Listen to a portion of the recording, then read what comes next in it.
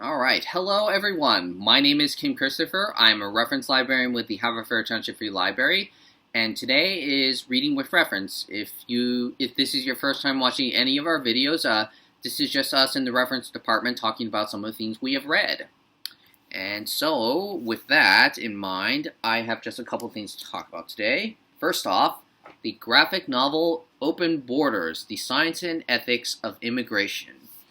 And, well, the title of this graphic novel, nonfiction graphic novel, just really describes what the subject is about, where Brian Kaplan, the author, he is arguing for something that's been in the academic and even political community over the issue of immigration, where what would happen if in the entire world, in all the nations, we had no borders at all, either physical, political, or otherwise, just nothing preventing the people from going to neighboring countries of their choice, like you and me, or in the case of this graphic novel subject, the immigrants from going to a neighboring country to either, visit a loved one, find a job, any reason at all.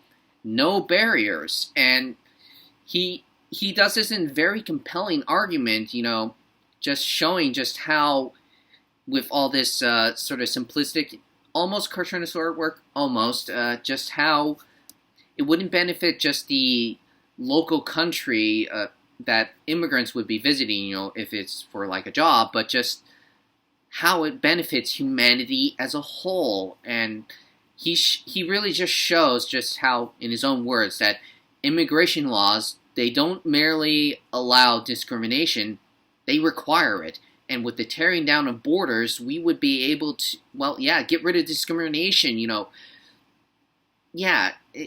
I guess to envision what would happen in the case of like North and South Korea. They have that demilitarized border dividing their country, the people, and if there were no border, the demilitarized zone, and despite what the respective governments of North and South might think, the people would be happier just to be able to go as they please in their own country, rather than having their government telling them that, no, you can't go visit your relatives on the other side there. No, you can't go get a job there. You must stay here and work. And yeah, it is just an excellent graphic novel, food for thought. I highly recommend it, especially during these very sort of uncertain, turbulent times when there's been a lot of hot debate over the issue of immigrants and immigration. And yeah, I highly recommend Open Borders as a nonfiction read. And also, if you wanted to learn a little bit about economics, as Brian Kaplan is a professor of economics writing this graphic novel, and he injects a lot of economic theory and thought into it. I myself, I'll have to go back and read it myself again just to catch some of the things I might have missed. But yeah, Open Borders. And last, here I have the Die, Volume 1, Fantasy Heartbreaker. And, well, with this new fantasy series I just read, the year is 1991. A group of friends, they get together to play a game of D&D, have fun, be kids, when all of a sudden they are transported to an actual real-life Dungeons & Dragons world, where in order to get home, of course, they must win the game and defeat the evil Dungeon Master, or Game Master as he prefers here. And, well, to say the least, they do win the game, defeat the Game Master, get home, but in the process, one of their close friends is lost, and, well, the story skips ahead 25 years later when they are adults now, but still very clearly traumatized by all the events they experienced in that fantasy world, and, out of the blue, in the midst of them trying to figure out all their problems, they receive a die from the Game Master inviting them back to this fantasy world for another game of life and death.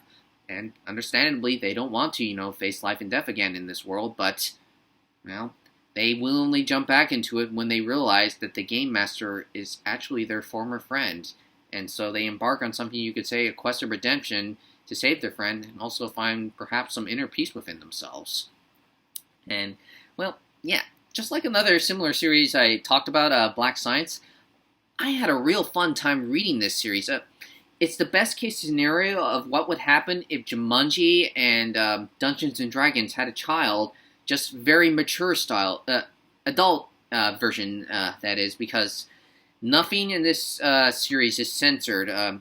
All very graphic, where the original Jumanji picture book and the movies, they were just, very toned down to make it accessible to kids. But yeah, not this. This is purely for adult entertainment, and I just love it because I loved the Jumanji movies and the picture book as a kid, and just seeing it now as an adult in a more mature tone and style is just, yeah, it's amazing what they did with this series, and even just the artwork, similarly again to Black Science, just it's eye candy for your eyes. It's just you can't tear away from it. They use very little lines in the artwork, all these very vivid, beautiful colors just to compel the narrative forward, and it's like what would happen if Dungeons and Dragons, even in art form, came to life. It's a very engrossing read. It's hard to describe just how great this series is without you actually having read it, but I highly recommend Die as a new fantasy read, and also if you just really love the Jumanji movies and you wanted to see a more mature spin on it, as well as if you're a D&D fan. But yeah, Die. I highly recommend this. And, well, that's everything I have to say about these two things today. Until we talk again next week, please keep in mind for our curbside pickup going on right now.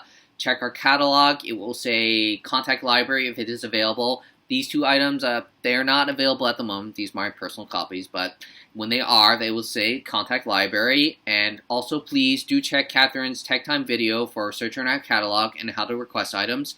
And until we see each other again in our Reading with Reference or Sneak Peeks, have a wonderful day, everyone, and take care.